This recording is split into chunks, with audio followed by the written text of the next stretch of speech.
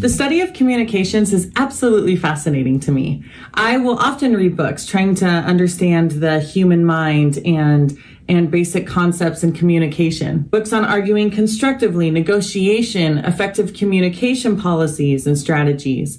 And one thing that I think is completely lost in today's society is understanding how you're perceived via your communication. I've studied these topics for years, and so even before optical. So when I stepped into the optical scene, understanding sales and understanding communication and hearing some of these objections that come up, I quickly saw that we're a little stuck in the things that we should be saying in order to capture these sales. Now I'm going to share with you the techniques and understanding that I have learned and implemented into opticals so that we can use them now in your everyday life when you're working with patients. Simple facts.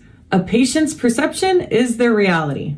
And it goes for everything, really. A person's perception is their reality. If what they perceive, they believe to be true. Their perception was created through a position that they have. And the best way to really unwind the understanding of perception and position is to try and be as empathetic as possible. In the book, Getting to Yes, there's a quote in there that talks about, it's not enough to study them as beetles under a microscope. You need to know what it feels like to be a beetle. However, if you're going to study them, which is kind of what we're doing right now, if we step back and take a look at what life is like as a beetle, right, as the patient, then we're able to make maybe more realistic conclusions on what they actually mean. It will reveal other options that will allow for you to discover a real need. We're going to review perception with the way that your patient perceives things about you in your office.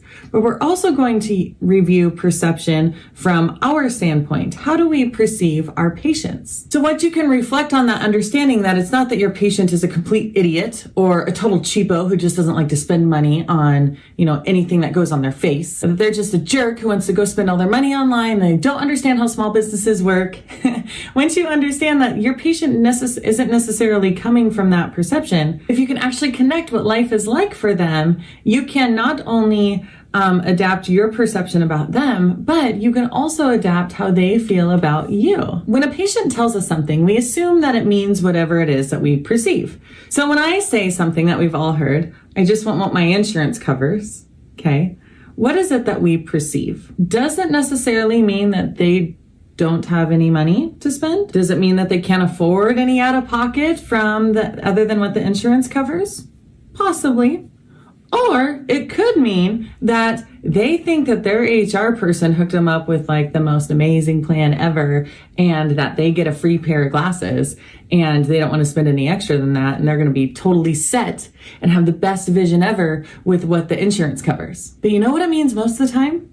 Most of the time, it means that they aren't super knowledgeable with what's going on in the ins and outs of the eye care industry.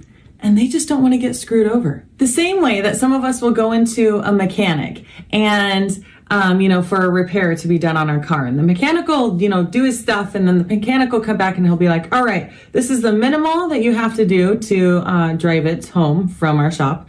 This is the mid-range of what you have to do. And it'll get you through the season. And this is the best thing you can do. We highly recommend this stage because it'll make sure you don't have any more problems.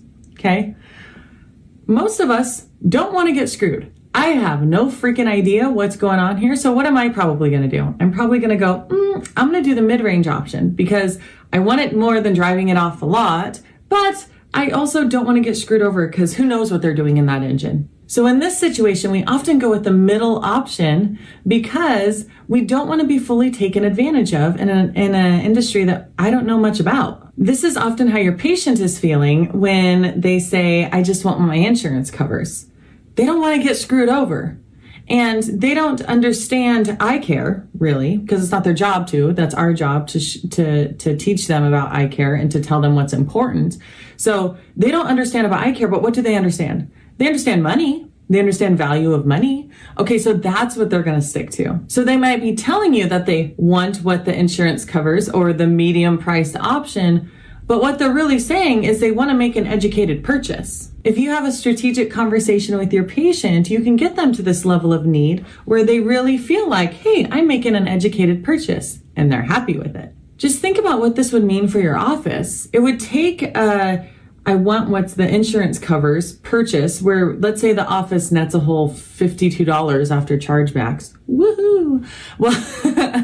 Well, what that comes down to is the alternative to, after this conversation, the patient feeling confident about what it is that they're purchasing, why they're purchasing it, all the great things about it, and they are happy to pay for it. So keep this in mind when we're going over our inquiries and objections that we hear from patients all the time. Is there something else that they could be needing? Is it something where I want what my insurance covers actually means I don't want to make a stupid purchase? Pay attention.